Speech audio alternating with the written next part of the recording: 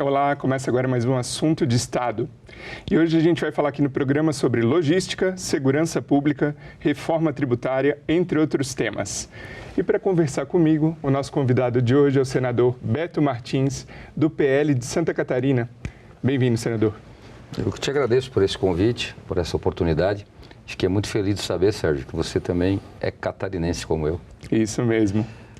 Senador, no seu primeiro pronunciamento aqui na casa, em agosto desse ano, o senhor comentou que a sua principal bandeira de atuação será a logística, o setor de logística.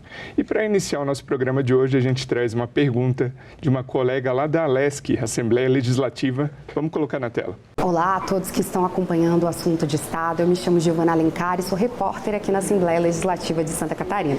Senador Beto Martins, a ALESC sediou em fevereiro desse ano o Encontro Regional Sul, que foi uma oportunidade de debater as principais demandas e também oportunidades de investimento em infraestrutura e logística nos 3 estados da região. Nesse contexto, quais que são os principais desafios para garantir melhorias na infraestrutura de Santa Catarina e também quais que são as prioridades? Muito legal. Bom, Sérgio, eu posso falar muito sobre logística, especialmente dos 3 modais que são portos, aeroportos e ferrovias, porque o estado de Santa Catarina foi o primeiro estado do Brasil a criar uma secretaria de portos, aeroportos e ferrovias para dar protagonismo e prioridade para uma área que é muito importante. E especialmente Santa Catarina, ela tem peso fundamental, porque Santa Catarina é um estado diferenciado nessa logística. Nós temos 5 portos pujantes, nós temos hoje 4 aeroportos já privatizados e que atendem a aviação comercial, e uma rede de 21 aeroportos que atende muito a aviação executiva. E temos também projetos na área de ferrovia. Enfim, colocando rapidamente aqui, na área de portos, os nossos 2 principais complexos portuários são Itajaí e São Francisco do Sul. Ao lado do Porto Público de Itajaí, você tem uma TUP, um terminal de uso privativo, que é a Portonave e Navegantes. Em São Francisco, ao lado do Porto Público de São Francisco, você tem outra TUP, que é Itapoá, o Porto de Itapoá. Esses 2 portos, hoje, juntos, representam a 2ª maior força em movimentação de contêineres do Brasil. Só perdemos para o Porto de Santos, mas estamos crescendo a passos largos. Porém, esses 2 complexos hoje não conseguem receber os novos navios, com 360 e 400 metros de comprimento. Os canais de acesso precisam passar por alargamento e precisam passar por um novo processo de dragagem e de aumento do nosso calado. O estado de Santa Catarina vem trabalhando em cima disso nos últimos 1 ano e meio, e nós vamos conseguir, na Baía da Babitonga, em São Francisco, um case único para o Brasil.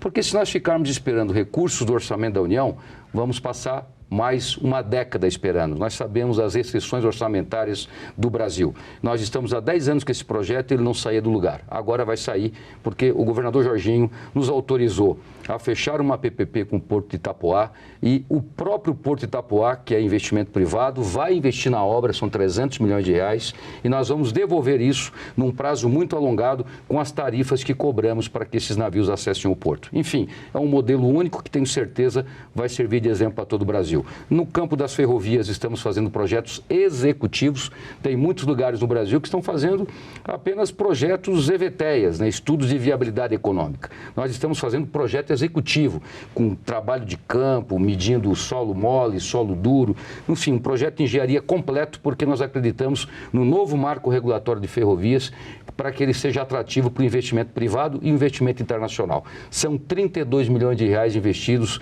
em menos de 2 anos no estado de Santa Catarina. Na seara dos aeroportos, eu diria que é onde nós estamos mais adiantados, porque os nossos 4 principais aeroportos já estão privatizados e nós agora estamos privatizando o 5º, que é Jaguaruna. Hoje nós temos Florianópolis, Navegantes, Joinville e Chapecó já privatizados, e agora vamos privatizar Jaguaruna. E só temos mais de 1,5 bilhões de reais sendo investidos nesses aeroportos. É o nosso campo que está mais avançado. E na questão das ferrovias, evidentemente, ainda temos muito a fazer. Santa Catarina sabe disso. Temos aí várias rodovias federais que precisam ter suas obras concluídas, como 101, como a 470, a 280, mas nesse aspecto o Estado está fazendo o quê? A todo momento cobrando, através de seus parlamentares trazendo emendas. O que é concreto é que Santa Catarina sabe da importância da logística para o seu desenvolvimento econômico e por isso dá esse protagonismo e essa prioridade criando uma secretaria específica para cuidar de sistemas. O senhor comentou de algumas áreas da logística. Eu gostaria de avançar no assunto dessas 3 áreas: aeroportos, portos e ferrovias. Primeiramente, agora, por último, o senhor comentou dos aeroportos.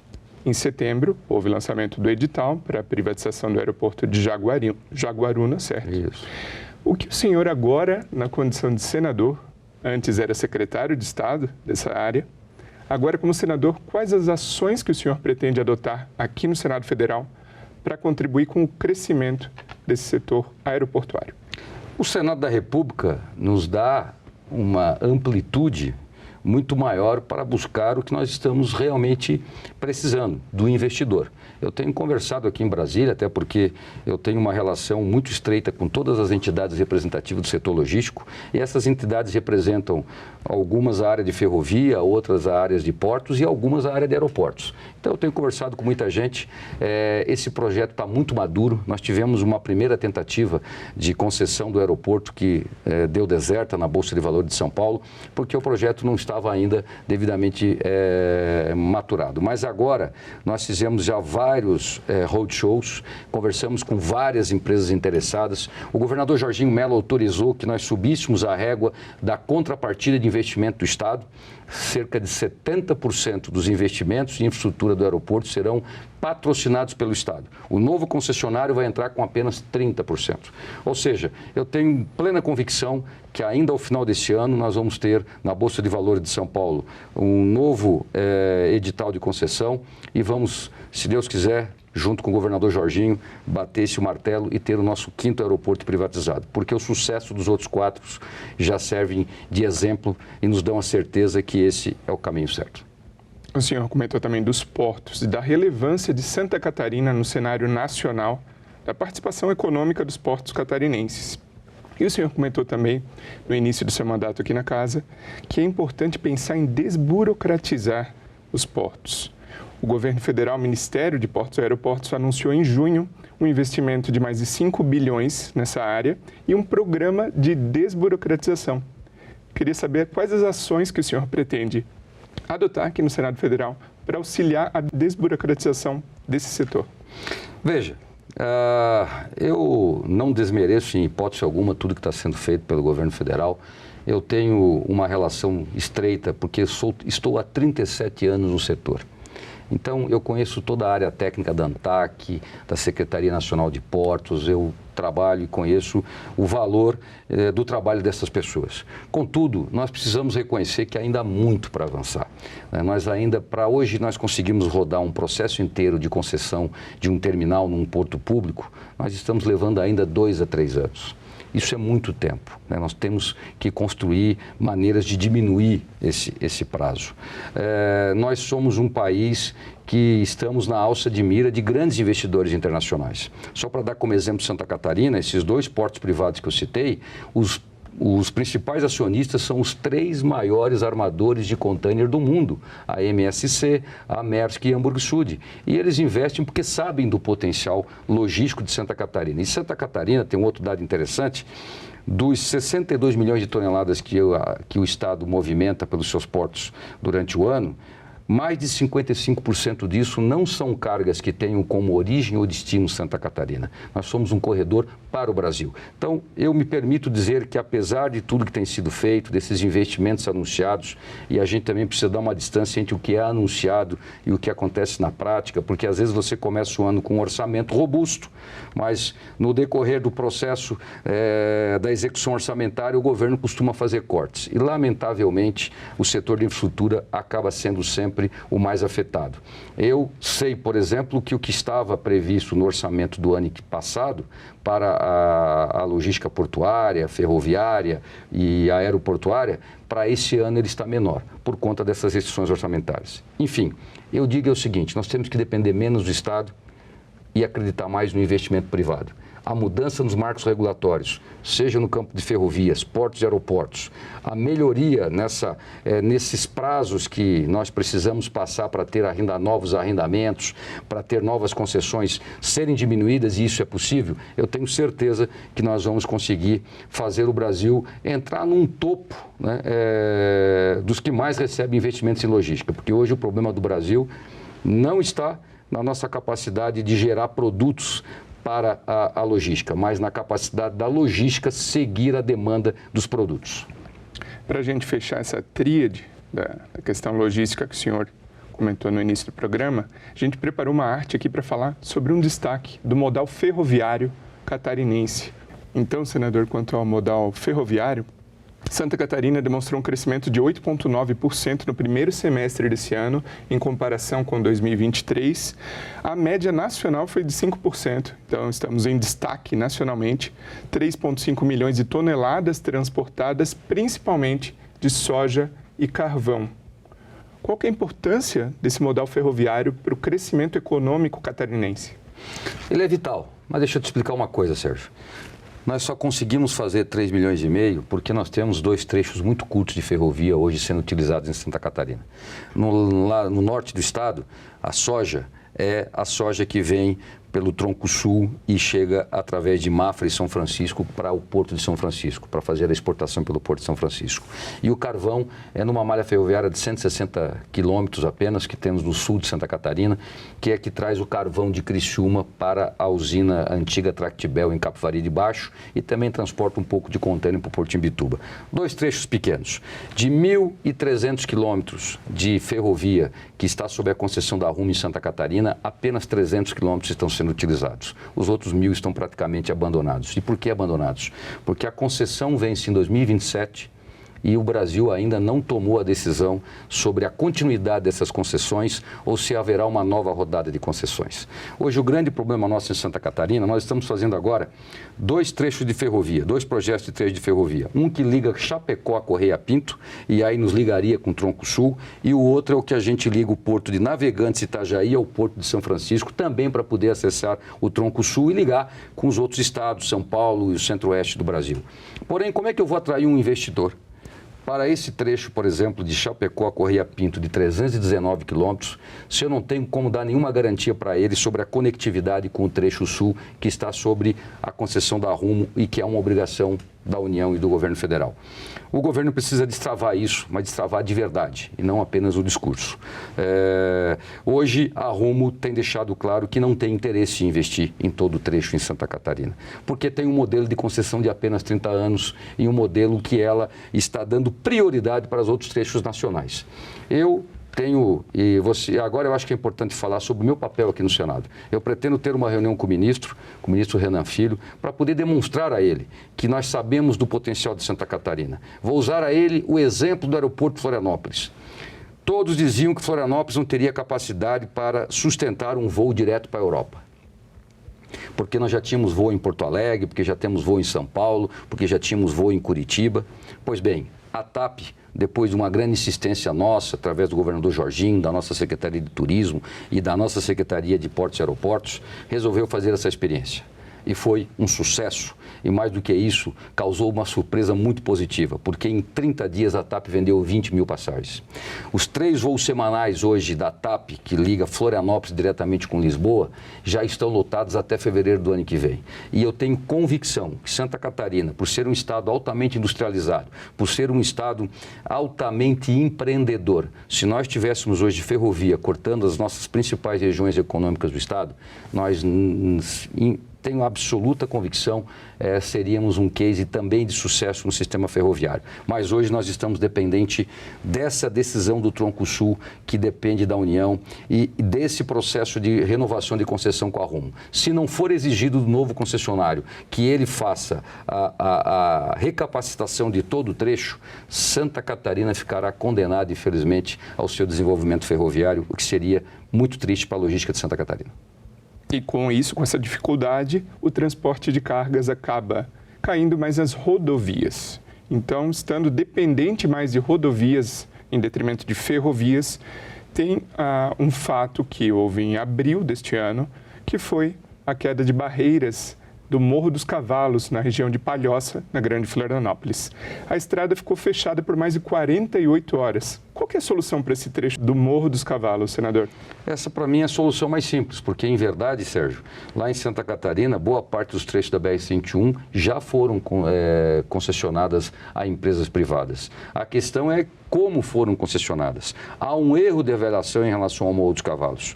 Ou seja, a Artéries, que hoje é concessionária, precisa que o governo tenha agilidade num reequilíbrio contratual e se exija a realização do túnel, que é o que vai resolver o problema. Senão, nós vamos continuar sempre expostos a uma questão climática, a um acidente climático que gera esse tipo de problema. E numa rodovia que circula muitos carros.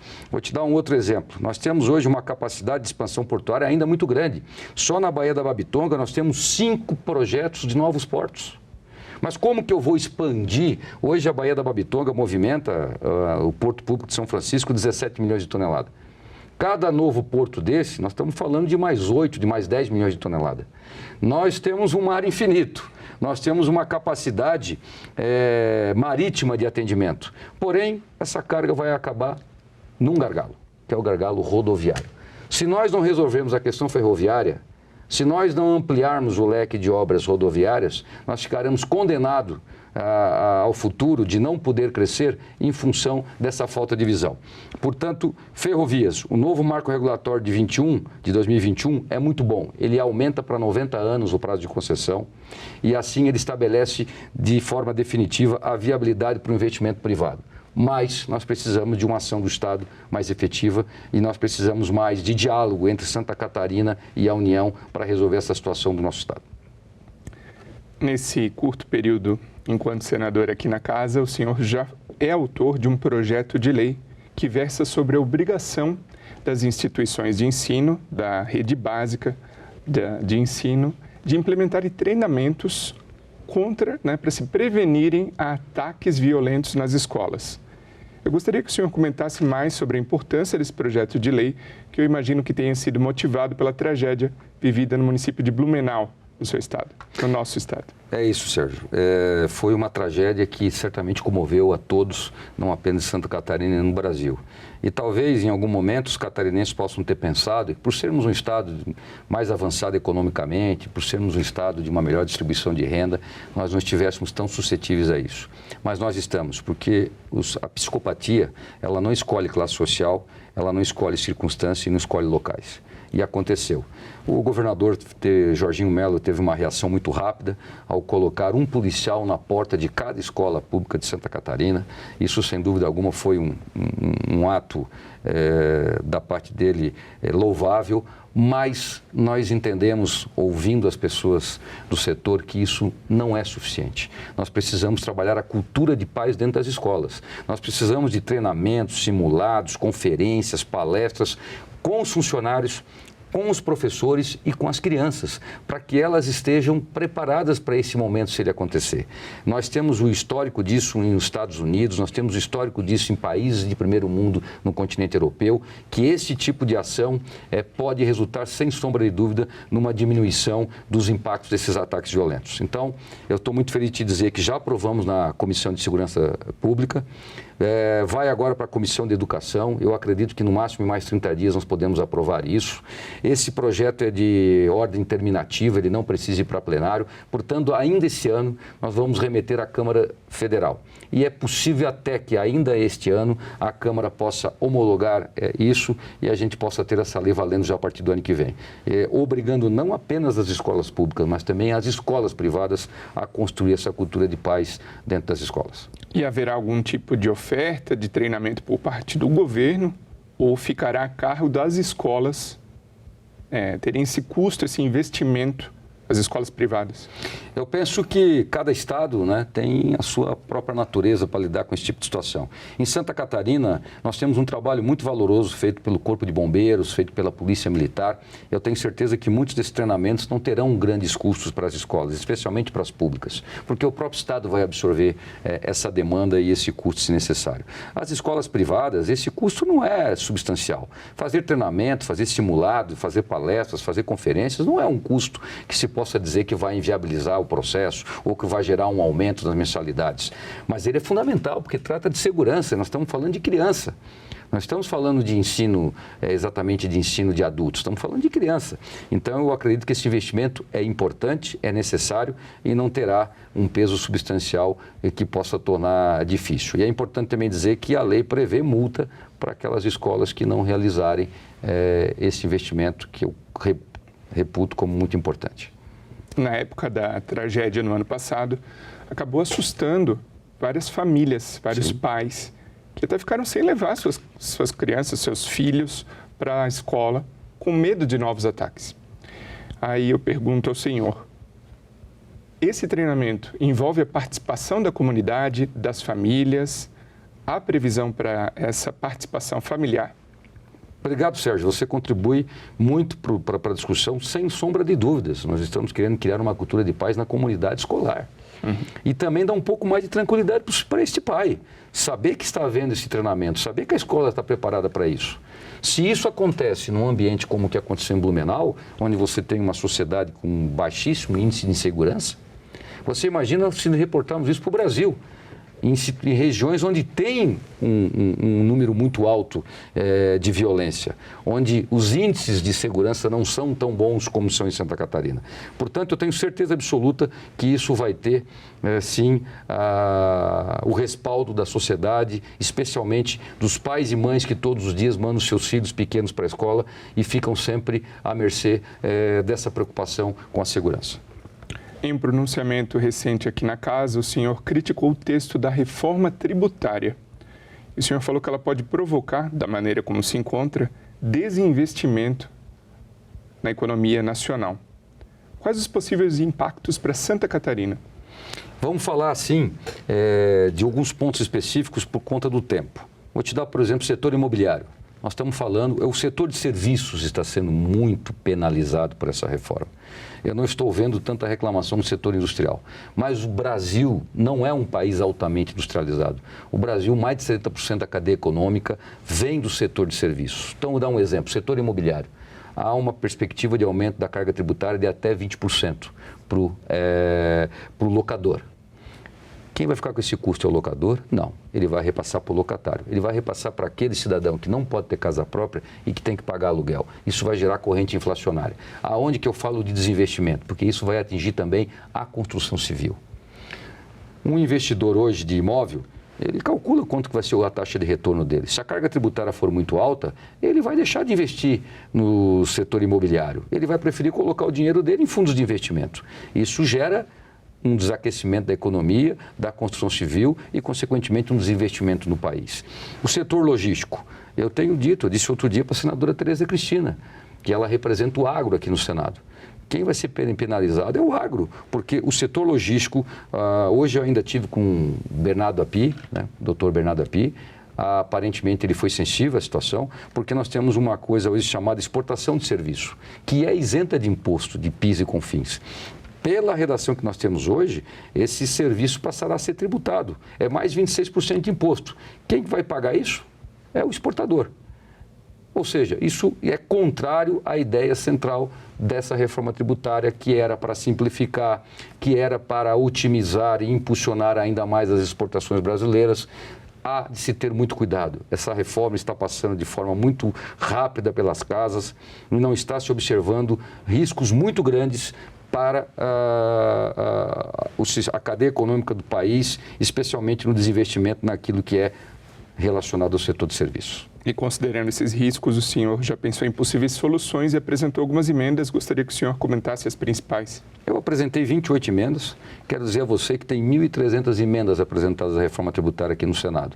As minhas 28 emendas não foram feitas por mim a esmo, não foi feita para fazer média com algum setor. Elas foram construídas a 4 mãos, pelo setor que representa o setor imobiliário e construção civil, todas as entidades e associações ligadas ao setor logístico, pelo setor aéreo, que nós estamos penalizando agora o transporte internacional de cargas e de passageiros, o que hoje é isento de impostos passará a ser tributado. Isso vai gerar aumento no custo das passagens aéreas. Em síntese, todas as minhas emendas foram construídas com os setores que estão assustados com os impactos dessa reforma. Portanto, eu já estive hoje com o Dr. Bernardo Api e faço esse apelo hoje ao presidente Rodrigo Pacheco, para termos cuidado, porque depois que nós colocarmos esse Frankenstein na economia do país, nós podemos amanhã sermos cobrados, né, por não termos observado coisas tão relevantes que vão ser tão impactantes na vida do cidadão. Senador Beto Martins, muito obrigado pela participação aqui no Assunto de Estado. Eu que te agradeço, Sérgio, por essa oportunidade. Estou sempre à disposição de vocês. E o meu muito obrigado a você que nos prestigia com a sua audiência. Essa entrevista já está disponível para você rever ou compartilhar no nosso site senado.leg.br/tv ou também no nosso canal no YouTube. Aproveita e se inscreve lá. Até o próximo Assunto de Estado.